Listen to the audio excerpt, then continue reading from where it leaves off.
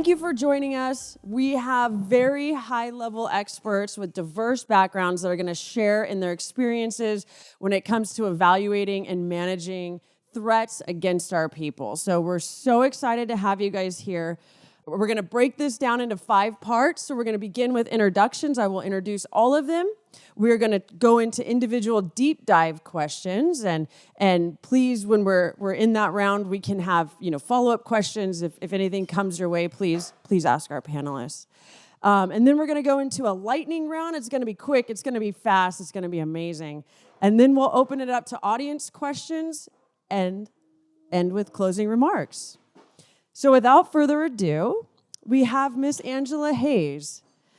Angela Hayes joined Associated Industries in 2009, where she currently serves as Chief Legal Counsel. She spends most of her time advising members on a wide range of employment issues, including wage and hour, harassment and discrimination, leave and disability issues. Prior to joining the company, Ms. Hayes was a principal and managing partner at Randall & Danskin, where her practice emphasized employment, business, and trust litigation and medical negligence defense. Ms. Hayes received a law degree from Gonzaga University. Her undergraduate studies include degrees in English and Communications from the University of Washington and a Bachelor's of Science in Nursing from WSU. Go Cougs. She is licensed to practice law in Washington and Idaho. So thank you for joining us, Ms. Hayes. Next on our panel, we have Lise Lang. Lise is a seasoned architect of industry-leading behavioral threat assessment programs focusing on workplace violence prevention and safeguarding employees, customers, clients, facilities, and reputation. Lise is a trusted mentor to numerous Fortune 500 companies and sits on the Portland Police Bureau's MCTAT Level 2 Threat Assessment Team. She has a deep background in building and leading teams within the corporate security environment with expertise in operations, loss prevention, crisis management, and protective services. Lise holds a degree in special investigations and is a certified forensic interviewer. So thank you, Ms. Lise, for joining us today. And then we have Jake Newton. Jake Newton is our Chief Operations Officer for the center. Jake brings over 15 years of experience helping individuals and organizations take ownership of their safety and security. His background includes service as a U.S. Air Force SEER specialist, training thousands of government personnel to survive and operate under the most extreme conditions worldwide. Since joining CPPS in 2014, Jake has led large-scale consulting and training programs for Fortune 1000 organizations, covering violence prevention, active assailant response, de-escalation, and situational awareness. He's also helped countless organizations design standards-based, compliant workplace violence prevention programs that build true cultures of safety. Outside of work, Jake leads a 35-person ministry security team serving more than 1,200 congregants each week in Spokane, Washington. He holds a master's in global security from ASU. Please, everybody, welcome our panelists. All right, now that we got to know each other, we're going to go into individual deep dive questions. Panelists, are we ready? Ooh, okay. Questions are designed to match each panelist's area of expertise. Audience members may ask follow-up questions, and fellow panelists may provide additional information. Ms. Hayes, we will start with you. First question to you, Ms. Hayes. What legal blind spots do organizations often miss when evaluating threats? I think when, I'll say workplace violence issues come across my desk, it's usually not at like DEFCON 1. I mean, if you got time to call the lawyer, you're probably like, we got somebody in our office that's seemingly having issues and we think this might escalate into something else. I mean, hopefully if there is truly a workplace violence situation going on, they're like bypassing the lawyer and just calling 911 and you're at that point. So as far as legal blind spots go, with employers that I would be working with, many times I will get calls where an employer has really failed to adequately investigate their concerns. They've kind of just jumped right to, we had an employee come to us to say that they heard their coworker saying that they were hearing voices and wanted to shoot up the workplace or something like that. And then the employer's instantly going to the person who's been pointed at as hearing voices and saying, trying to stand them down or remove them from the workplace without actually doing an adequate investigation. So employers are oftentimes bypassing a little bit of investigation and stepping back and looking at, is this, I'll say threat, and I use that, is this concern emanating from somebody who may have a disability, which is going to put us in having to look at this through the ADA or the Washington Law Against Discrimination or any other state, discrimination laws through that lens, versus it's just somebody they aren't acting this way because there may be an underlying disability, but they're acting this way for other reasons that may not be protected. So I would say that employers, a legal blind spot would be that the employer jumps to, and rightly so, because they want to make sure that they're protecting their employees, because they do have a legal obligation under the General Duty Clause to provide a safe workplace. But before we stand an employee down or try and remove them from the workplace, I would want employers to step back, analyze, why is the employee or the employee of concern acting in the way they are? Is there a potential for some kind of disability-related issue? And if so, we're going to have to look at this through the lens of the ADA, through a direct threat analysis. Is this person and their disability actually posing a direct threat to the workplace? And there's all kinds of steps that the employer needs to go through and document before they get to the place where they're removing somebody from the workplace or sending them for a medical or a mental health exam. So that's the legal blind spot that I would see, just not quite doing enough investigation and analysis of what the underlying issue is. Thank you. Angela, can you speak to a little bit how, when we work with some clients, there's an apprehension to sometimes document things. Can you speak a little bit to the benefit of documenting things? Absolutely. And how can you talk to that a little bit? Yeah, every lawyer I love documentation when it's done properly. So we'll start with that. Not having documentation can be problematic because it makes it very difficult for an employer to justify or defend any action it takes subsequently. So I would encourage employers to get in the habit of documenting, say, an investigation like I just described. If they are going to sit down with an employee who they're concerned about and say, hey, we heard or we have observed you acting in XYZ manner. Can you tell us what's going on? Is there something we can do to help you? And that kind of opens the door to that individual disclosing to the employer, if they choose to do so, that they may have some kind of disabling condition, for example, that is leading them to maybe hear voices and make those statements to their coworkers, et cetera, without assuming that the employee has a disability or making those kinds of assumptions. And then I would want the employer to document that conversation and how that unfolded. Who was present during the conversation? When did it happen? Where did the conversation happen? Who was present during the conversation? And at least a summary of what information was exchanged. Because later on down the line, if the employee were to come back and maybe file a claim with the EEOC or the Washington Human Rights Commission to pursue, say they felt like they were improperly treated by the employer, and they wanted to file a complaint because they thought they'd been discriminated against, maybe because of a mental health issue, for example, I would want the employer to have documentation about, no, this is actually how this conversation unfolded. And here's our documentation that we have in the personnel file or in the, in our investigative file that shows how that conversation unfolded. It just really helps the employer defend whatever action they decide to take, or maybe they decide not to take an action. And something does happen later on down the line, then the employer would have those notes to say, like, at the time we had this conversation with the employee, and there was somebody else present, this is what the employee disclosed to us, and there wasn't any indication at that time that the employee was dangerous or something like that. So it can help the employer in both of those ways. Outstanding. Thank you. Mrs. Lang, over to you. What's a common misconception about threat assessment in corporate environments? Yeah, thank you. After working with a number of companies, coaching them on their threat assessment programs or helping them stand them up, I think the most common misconception is that behavioral threat assessment is a standalone product or service, and it's really not. I have spent, countless conversations with companies around the integration of behavioral threat assessment with corporate security and physical security, crisis management, business continuity, even HR, because our HR folks, they're the typically frontline. They're going to likely get incident notifications first or in conjunction with the behavioral threat assessment team. But I think it's a huge misconception that it's really a silo service, and it's really not.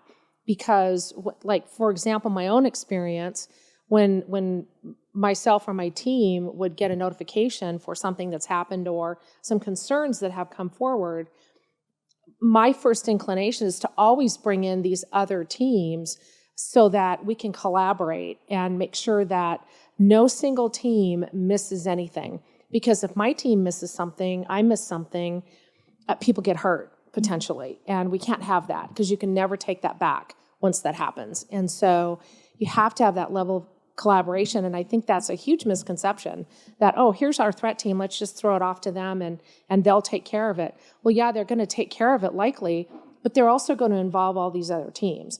And, one of the presentations today was about planning. And planning is absolutely critical. Crisis event planning and the business continuity, the aftermath, those are really critical pieces. And your threat assessment team should be in those conversations and that planning from the very beginning, the very first meeting. And it should include other teams, physical security team, your global communications team, so that the plans, if and when something happens, because typically it's not a matter of if, it's a matter of when, then the plan's in place and, you have continuity. But it's not a standalone. It isn't. It requires a very high level of training and expertise and understanding of the human condition.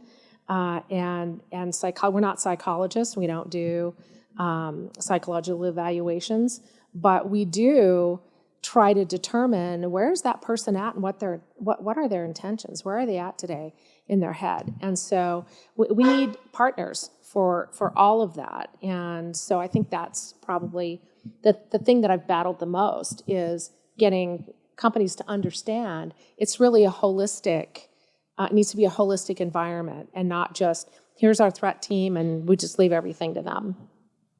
Outstanding. Thank you. Mr. Newton, we're going over to you. From an operations lens, what's the hardest part of implementing threat management programs?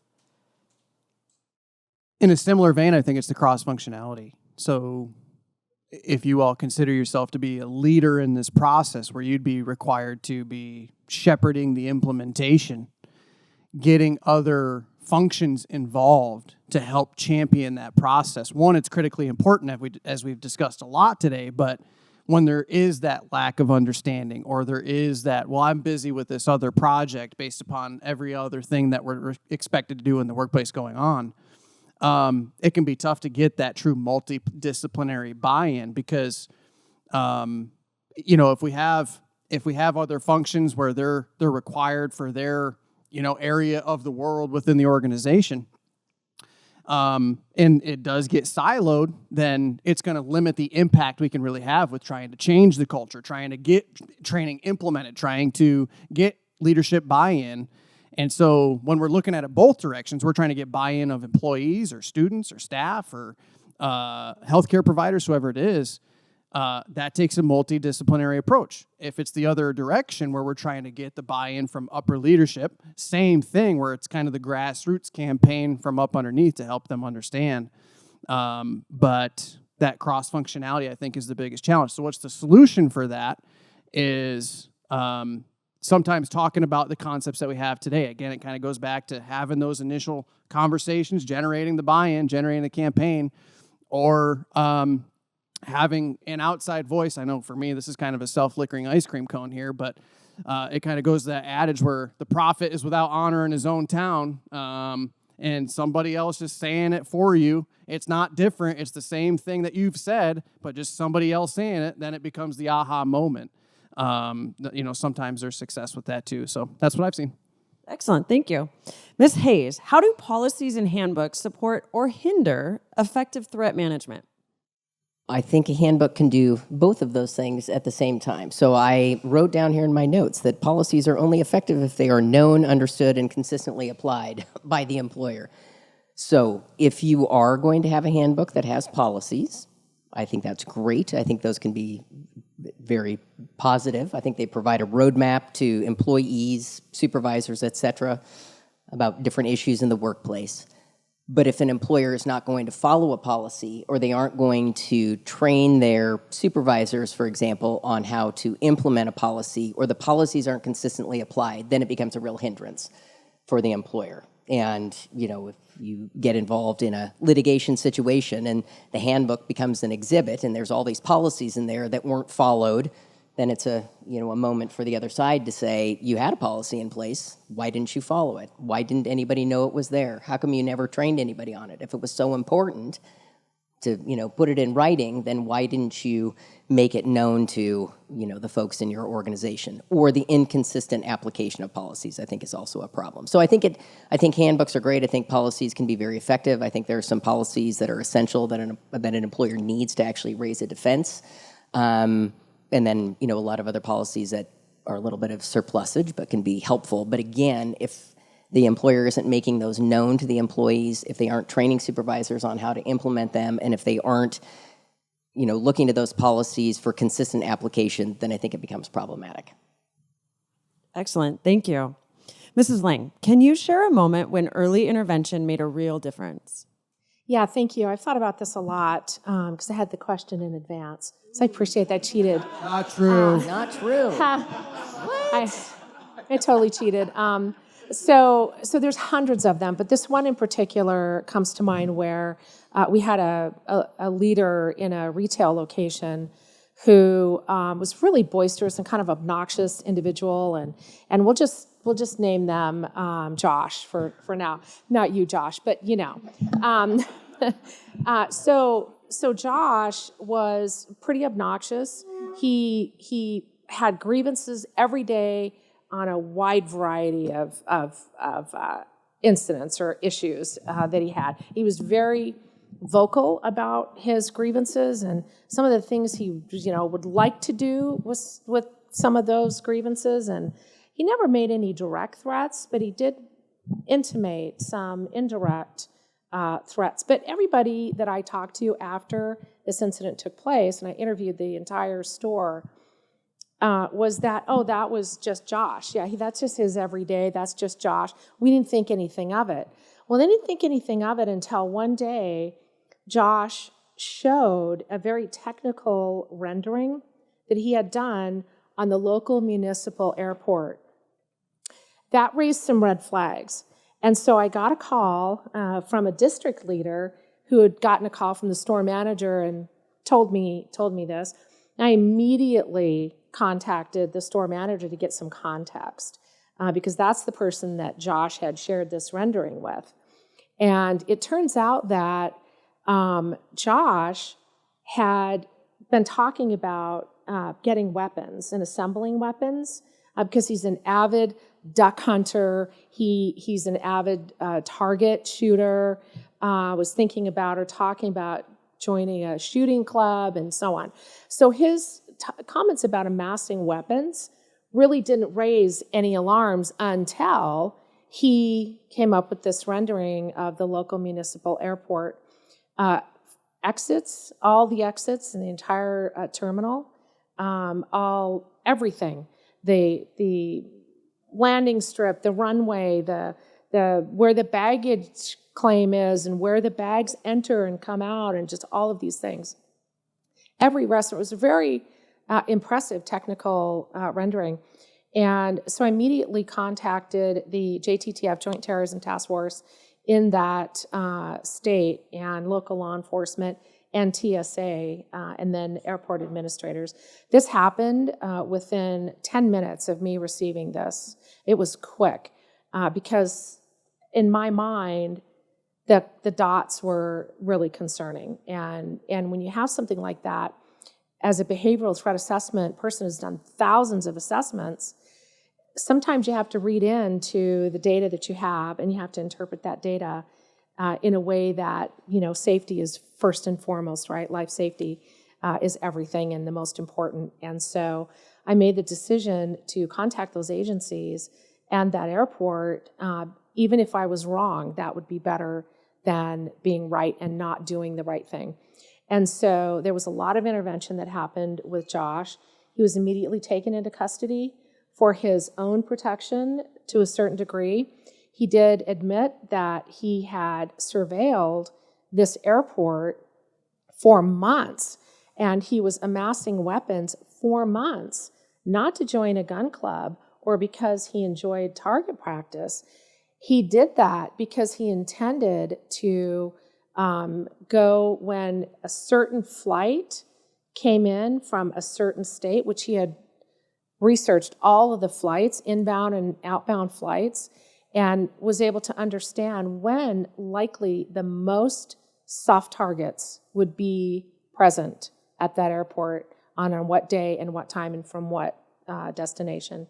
And so that case, we monitored that for a long time. Of course, that person doesn't work for the company anymore, but the intervention 100% saved lives that day.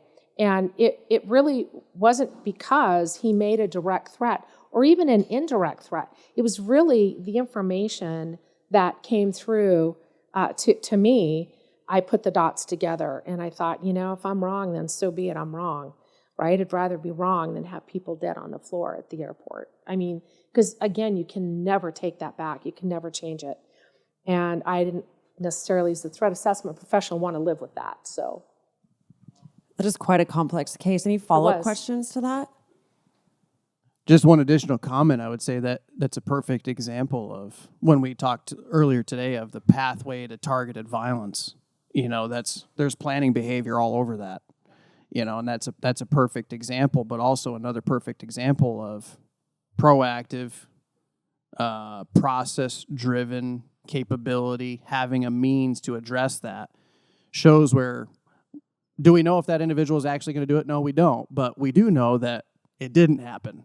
And that's kind of the beauty of it. And that's hard because it's really hard to quantify what did not happen or count how many lives were saved. You can't do that. And so that's really hard when you're justifying, your answer earlier about, the businesses and how to get them on board.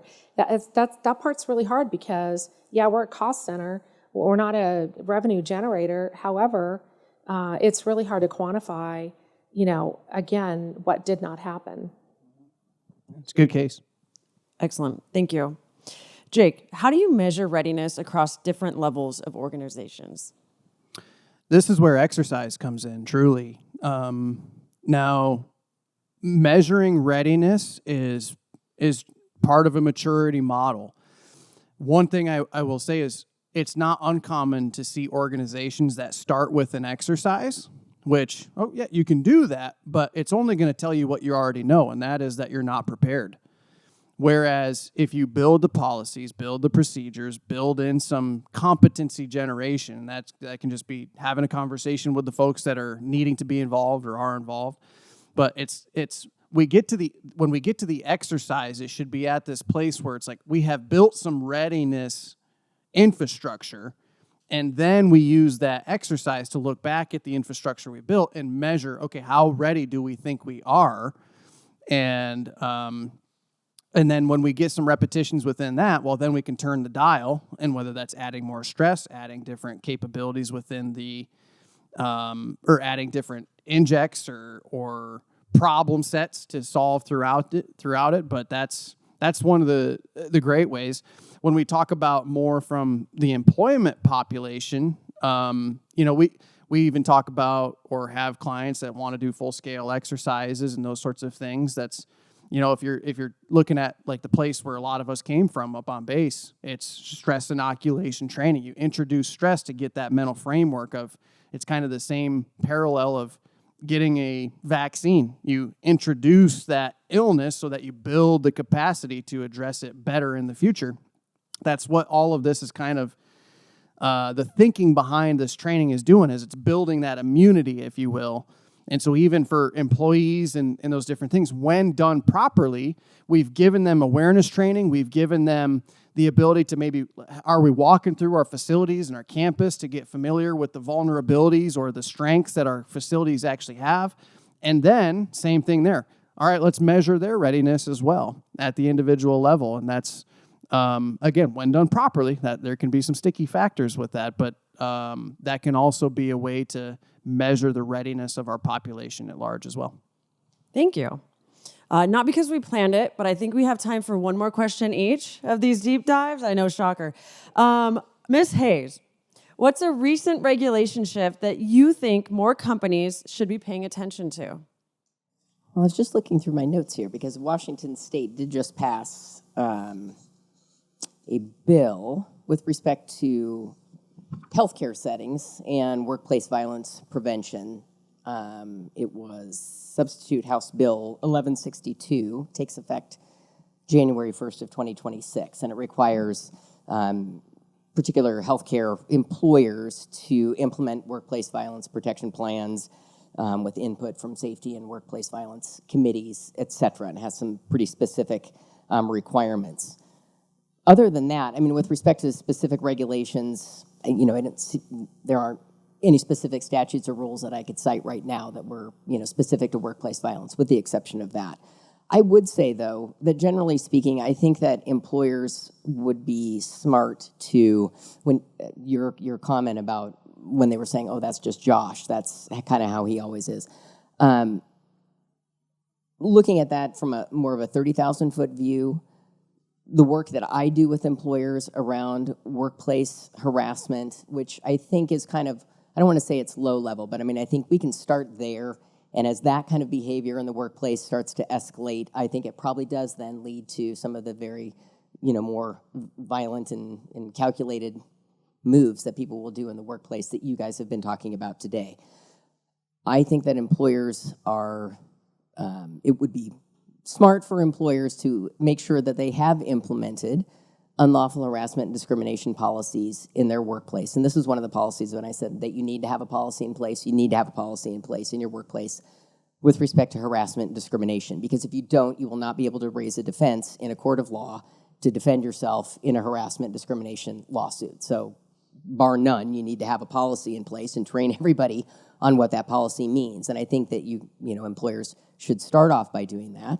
And then we don't want to blow off, when somebody reports a concern or reports behavior in the workplace, oftentimes employers will respond, well, that's how so-and-so always is, and they've always been that way in the past. And the employer is reluctant to take action because that's how this person who has worked in our workplace since 1980 has always behaved, and it's become accepted, and nobody wants to tell them, like, you can't do that anymore.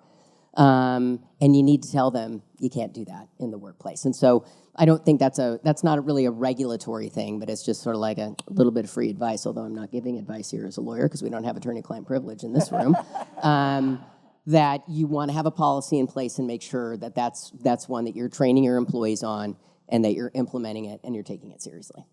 Outstanding. Thank you. Mrs. Lang, how do you balance behavioral insights with operational realities in fast-paced workplaces? Yeah, operational or threat insights. I think the reality for my experience and what I've tried to impart on those that I've coached and mentored is that, life safety is paramount. Nothing is more important than life safety and people's well-being. And if you have a situation where, you're getting pushed back operationally for, the resources that are required to have an adequate threat assessment or workplace violence prevention program, you have to really talk about life safety and what that means. Because you have a legal liability, right? And you could probably address that.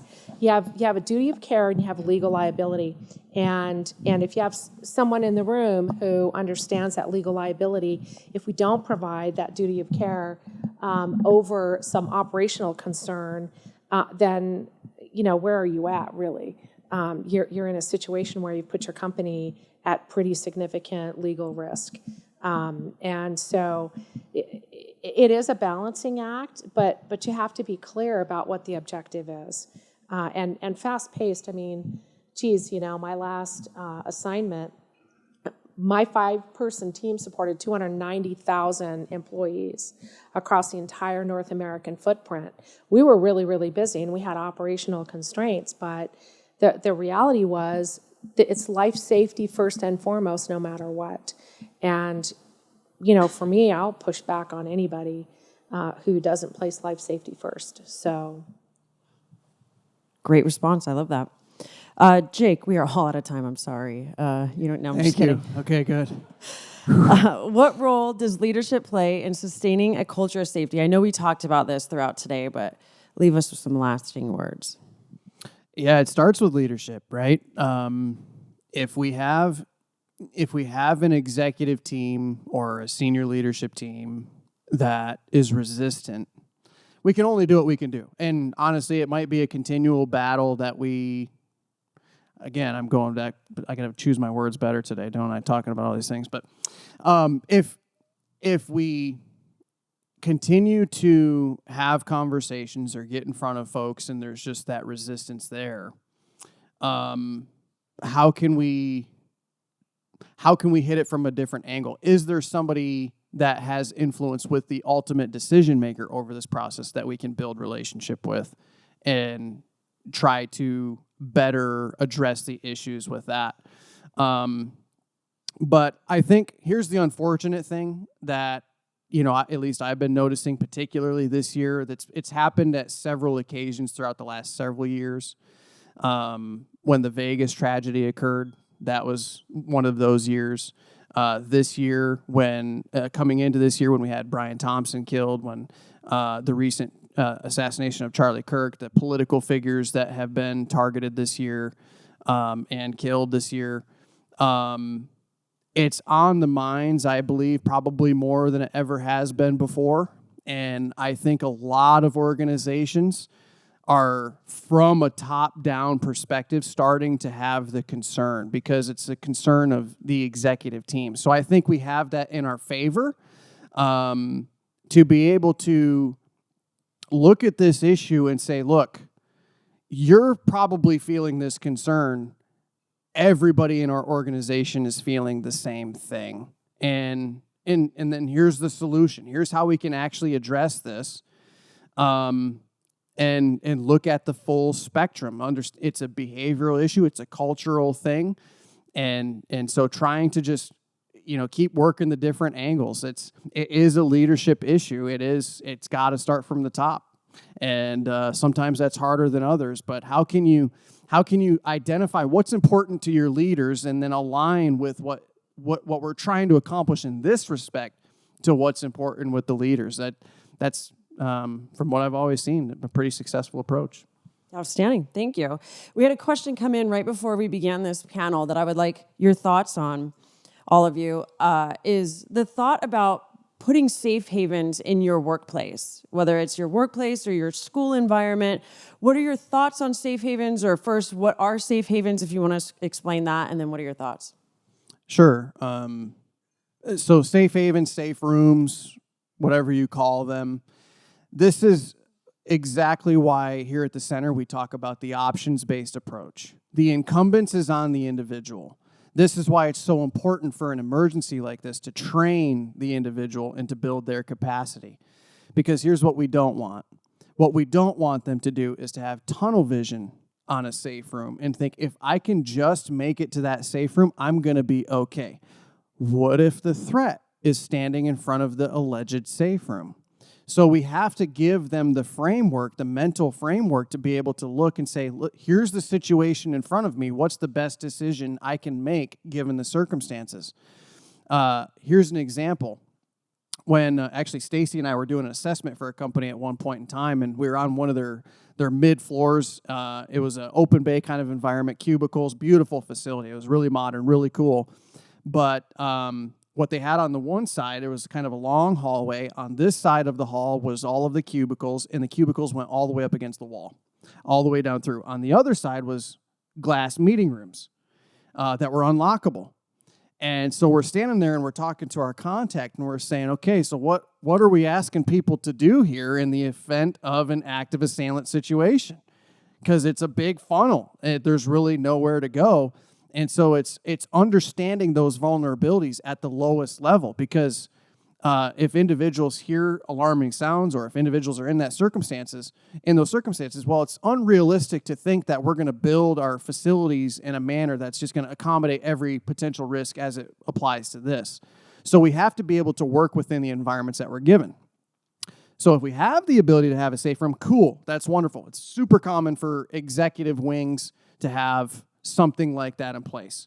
But we have to give it into the context that it is, and that is it's an option, but it's not the option. And that's how we address it. Well, the first thing that came to my mind is the safe haven. The safe haven is where all the bad sexual harassment activity is going to occur. So I feel like it's a terrible idea.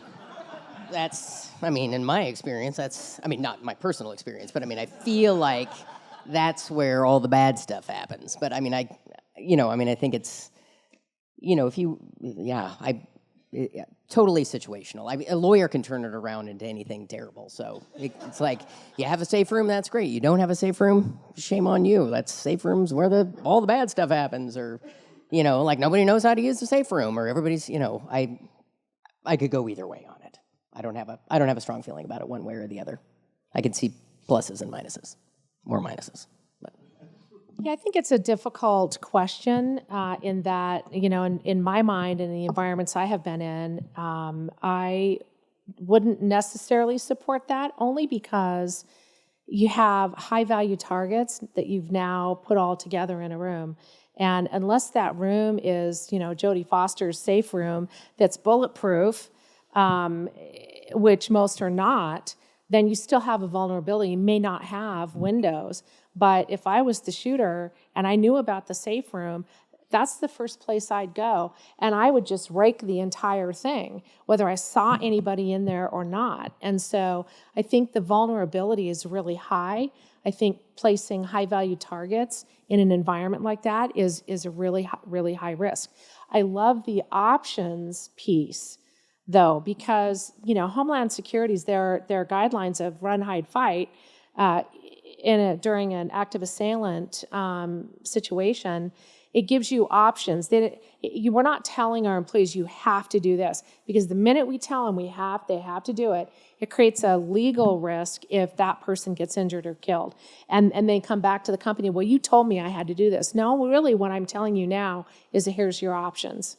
Here's your options. Here's a safe room. Here's a copy room that doesn't have any windows, that you can put the copy machine in front of the door. Here's the emergency exits. Here's, emergency stairwells, whatever that looks like. And the protocols that are recommendations, not absolutes, of course, which are, run, hide, fight. You use your best judgment based on what you're faced with. That was an excellent question and excellent responses, so thank you. Are there any other questions for our panelists at this time? All right. It's lightning round time. Guys ready? It's going to be quick. It's going to be fast. And I don't know why I'm operating a game show. I have no idea. Have you considered... If this doesn't work out, Jake. Whose line is it anyway, Stacie? All right. So these questions are open to all panelists. So one word that defines a safe workplace, go. Prepared. Ooh, prepare. Safe. Cool. Most underrated skill in threat management? Critical thinking skills. Good. All right. One thing you wish every leader understood about workplace violence prevention? It's not if, it's when. Oh. Prevention. Truly, I mean prevention. I'm sincere about that. I know you probably don't think so, but I am sincere. Thank you, Stacie Brown. Moving on. Finish the sentence. A safe workplace starts with what?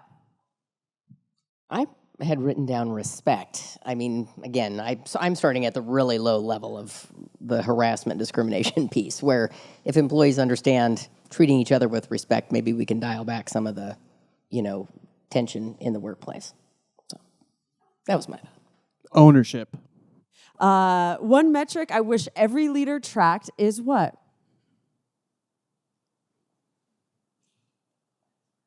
Okay, moving on. The fastest way to stall a program is what? You guys, I asking questions about the best way. What was that last one? That's... Okay. In our next exercise, we absolutely must practice what? What must we practice? Communication. I'd have to agree. Cross-functional communication. Communication. Excellent. I concur. Thank you.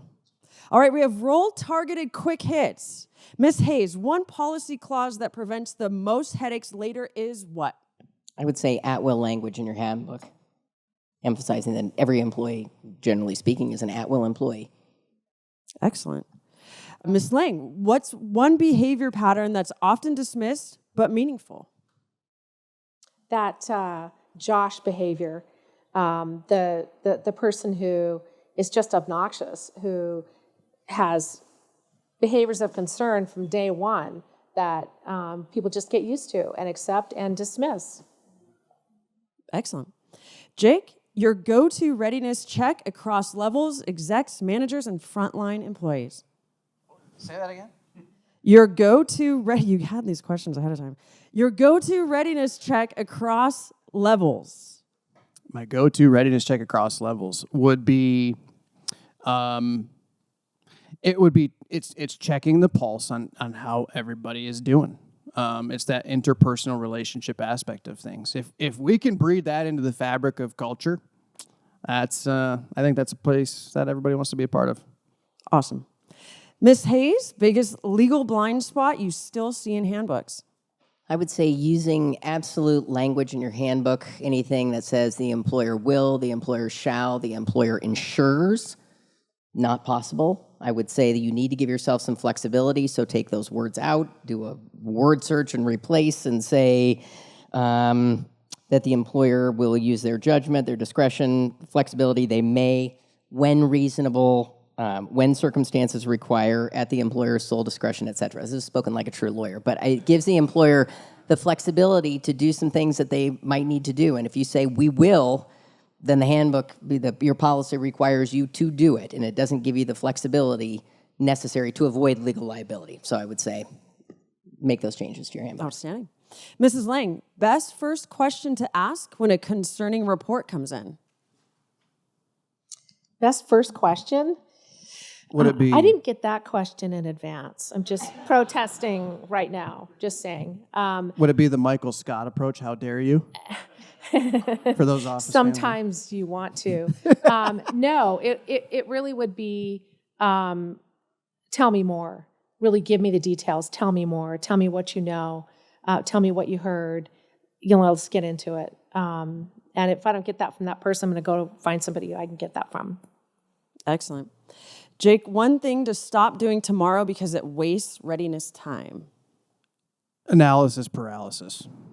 Pick a decision, go with it. If it's within your control, obviously, but don't keep waiting for everybody's opinion. Keep moving forward. Do the right thing.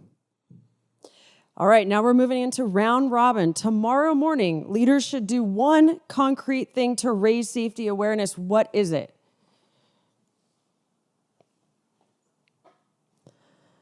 Okay, we can move on from that. Rapid fire. How about rapid fire? That's a stumper.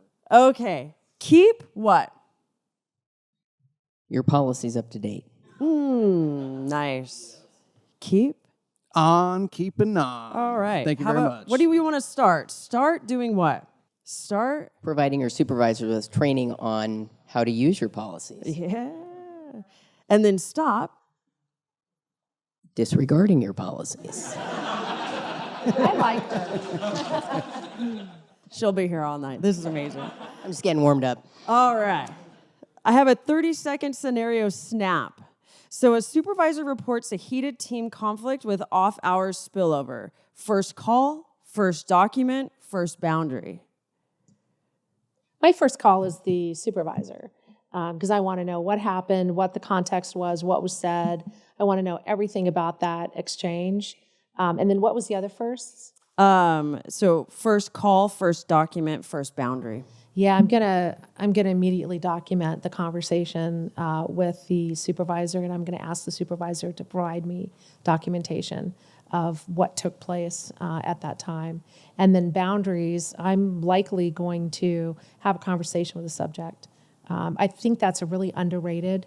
I've talked to lots of companies, lots of threat teams, and they a lot of times step back from actually interviewing that person that was upset and having a conversation with them. And that's, for me, that's one of the most valuable tools I have, is my ability to have a conversation, and not an interrogation, but a conversation with that person and build rapport and try to find out what their intentions are, what was in their head, how they were feeling, and how can we get them to move forward, and based on whatever that scenario is. How can we help move forward? All right. So to close this out, what is one key takeaway you want every attendee to remember? One key takeaway. For me, it would be never take no for an answer, because threat assessment and workplace violence programs are so important. And if at any stage along my career, if I'd taken no for an answer, I would not have ever been able to do this work. And so stay on it, be serious about it, push it, and get it done, because it does literally save lives and helps people. I'd say recognize yourselves as the leaders in this process. It's when we still see so many of the cases happening in our society, people getting hurt, and we know there's a solution where this doesn't have to happen. It doesn't have to be a part of our society. Aside from all of the political conversations, all the things, like, think about all the things that we discussed today. There's so many things that we can do, and so many people just don't know yet. There's a big educational piece that really needs to occur. And so just recognizing that we're the leader and we can carry the conversation. Excellent. And just to really end on a downer note, because I'm the wet blanket in the room, if you are somebody in your organization that is a supervisor or who has the legal ability to do something in your organization, you hire, you fire, you review, you do any of those things, you have any kind of supervisory capabilities within your organization, I would say that if you know or have reason to know that there is something happening in your organization, whether it's, I'll call it the more low-level harassment, discrimination behavior going on, or there are escalated threats within your organization, and you don't take action, it is though because you are an agent of the organization, the information that you know or have observed or have come into through your supervisory capabilities, et cetera, are deemed to be known by the organization as a whole. And if you don't take some kind of action, whether that's investigating, documenting, to whatever the natural end is, maybe the person gets fired or whatever the situation is, it means that the organization will have legal liability for something that happens. And in a trial, it will be the supervisor knew this, they didn't do anything with the information, and therefore it's as though the employer didn't act. So you want to make sure that you know that as a supervisor, that creates liability for the organization and can create safety risks. And, again, at this low level of harassment and discrimination, can create very significant legal liability for the employer from the harassment and discrimination standpoint. Excellent. Thank you so much for all of your insights. This has just been outstanding. Jake, I'm going to turn it over to you to give us the final words. I just want to say thank you so much to all of you for coming. It's been an awesome day spending with you, however many hours we've been together, getting to know all of you and just break a little bit of bread, have some good conversation. Hopefully you found it valuable. We are going to be sending out a survey, of course, as you can imagine, on your thoughts about this. This is the first time we've done this in a long time, certainly since the pandemic, that we've had more of an in-person kind of engagement like this. So we'd love to get your feedback. You're going to be getting it in email, maybe exactly at about 6 p.m. So if you see that this evening, we would love your thoughts on that. In addition, just can't tell you how much we appreciate y'all. We have the privilege to work with so many organizations like you all, and you're on the front lines. Like you're wearing the stress of trying to do this every day, day in, day out, and pushing this rock uphill. And as a fellow practitioner in the industry, as a fellow person just, rooting for you all on the day-to-day side of this, thank you for what you do. Like we are, as security professionals or HR professionals doing this on a day-to-day, we're the ones behind the scenes, and it seems like we're always kind of the ones that are in the dark or behind the shadows or whatever. And you aren't thanked enough for what you're doing on a day-to-day basis to make sure that everybody else in the job can be safe doing what they're doing on behalf of your organization. So thank you for what you all do, and thank you for the tireless things that you're, calls you're getting after hours and decisions that you have to make that are edgy and situations you have to handle where you're seeing the worst in people in our society. It's not lost on us in this room, at least. So we want to have some drinks with you all just to say thank you so much for coming. And we want to do that as a way to celebrate, the way this industry is going, because we do have the way to address these different issues. People can stay safe. We can thrive as a society, and the future looks bright in my mind. So anyway, thank you so much for coming. Appreciate y'all. Let's have some conversations. Thank you.